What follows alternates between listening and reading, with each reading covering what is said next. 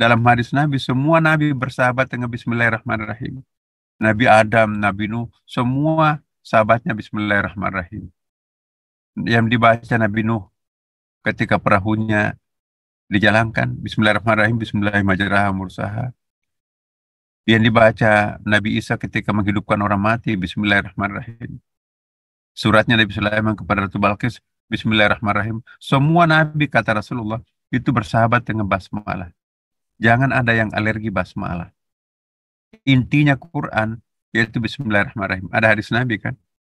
Kalau Quran itu dipadatkan, pemadatannya surah Al-Fatihah. Kalau Al-Fatihah dipadatkan, maka pemadatannya ayat pertamanya Bismillahirrahmanirrahim. Terakhir, karena ini saya tadi terlambat masuk, ya mohon maaf kali ini saja karena saya tadi menutup perkuliahan di PT IKI. Jadi ini bacaan kita, dalilnya, faidha qara'tal Qur'an, fasta'idz billahi minasyaitonir rajim. Apabila kalian akan baca Quran, ya, mohonlah perlindungan kepada Allah. Ya, di sini auzubillahi minasyaitonir rajim itu diamalkan oleh Rasulullah SAW. Nah, kemudian eh, sesudah itu juga iqra bismi rabbik allati khalaq. Ya. Jadi kalau kita membaca Quran itu kita juga diminta untuk menghadirkan Allah di situ. Bacalah dengan menyebut nama Tuhanmu yang menciptakan. Jadi ada prolognya. Hadirkan Tuhan pada saat kita akan membaca Al-Quran. Ya, Bismillahirrahmanirrahim dengan menyebut nama Allah yang Maha Pengasih. Jadi kita perlu menyebut nama Allah the first time. Ya, kita mau start untuk membaca Quran. Ingat Allah dulu. Jadi hadirkan yang punya nama pada saat kita membaca basmalah. Hadirkan yang punya nama yang akan melindungi kita dari godaan iblis pada saat kita membaca Al-Quran. Hadirkan yang punya nama, mohon perlindungan terhadapnya manakala kita akan melakukan sesuatu. Jadi itulah yang disebut dengan consecration ya. Jadi pembatinan perbuatan kita melalui pengingatan kepada Allah. Coba kita lihat teman-teman kita dari Kristiani itu sangat konsisten tuh. Sebelum makan itu di meja makan, ya Yesus Kristusnya dimunculin dulu itu. Lebih-lebih Yahudi Bapak Ibu. Saya pernah makan dinner bersama dengan Yahudi. Nyanyi lah Bapak, nyanyi-nyanyi rohani dulu sebelum makan. Sesudah makan nyanyi lagi satu lagu.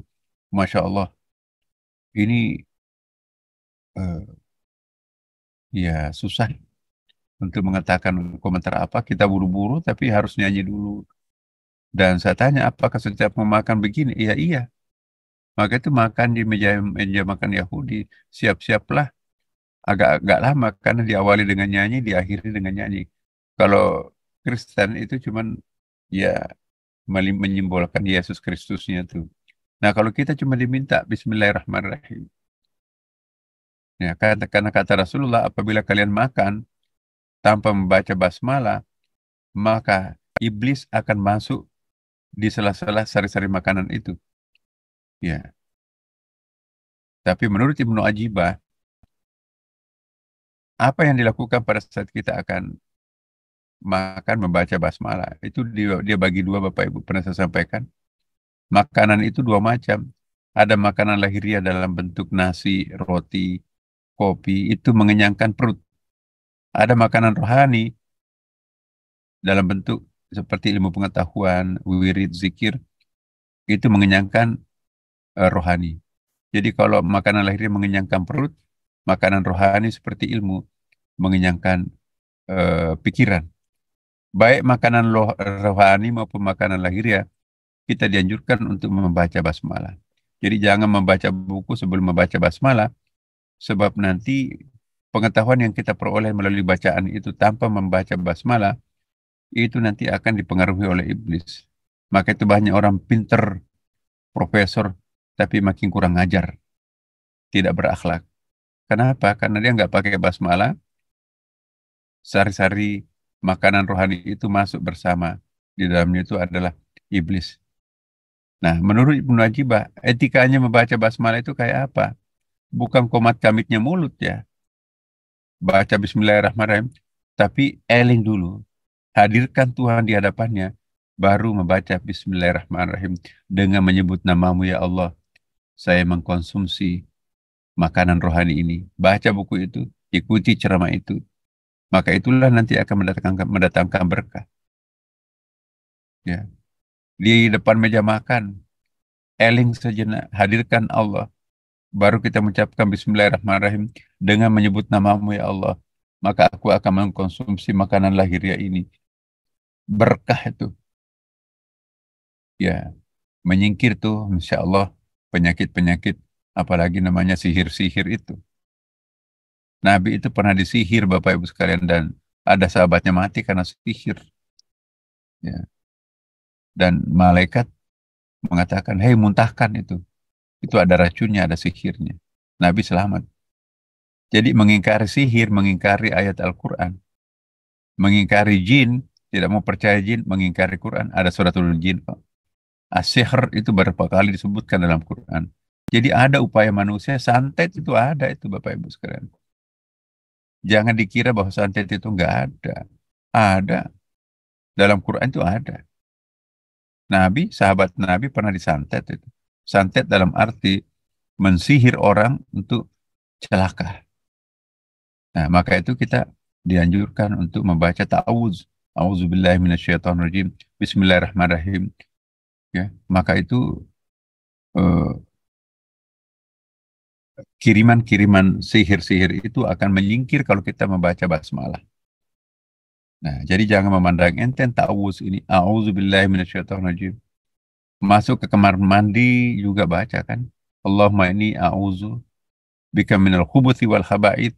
Aku mohon perlindungan darimu dari jin laki-laki dan perempuan. Dan jenis kelaminnya jin itu juga ada. Laki perempuan juga Bapak Ibu. Beranak pinak juga. Maka itu jangan memandang enteng ucapan-ucapan masuk toilet. Maka itu Rasulullah juga menganjurkan kan kalau masuk toilet jangan lama-lama buka aurat. Ada orang itu karena mungkin luas tempat luas kamar mandinya, sambil lagu-lagu dandutan, joget-joget, telanjang bulat di situ. Kata Rasulullah, di kamar mandi itu ada penghuninya. Jin di situ kan paling suka di tempat-tempat yang lembab, Bapak Ibu. Jin suka toilet itu. Maka itu kalau kita masuk ke kamar nggak ada doanya, tapi masuk ke dalam kamar mandi yang asam-asam bau-bau itu kesuka kayak lalat itu jin itu kan. Dia mencari tempat yang bau. Nah, jadi kata Rasulullah kalau masuk ke toilet jangan terlalu lama telanjang karena itu ada penghuninya. Nanti kalau Anda melepas handuk, wah itu bergelantungan tuh, mata melotot itu. Tapi kalau kita membaca doa, usir dulu yang bergelantungan itu. Ya, Allahumma inni a'udzubika minal khubuthi wal khaba'ith. Itu hadis Nabi loh itu. Ya Allah, aku mohon perlindungan dari al-khubuth wal khaba'ith, dari setan laki-laki dan setan perempuan.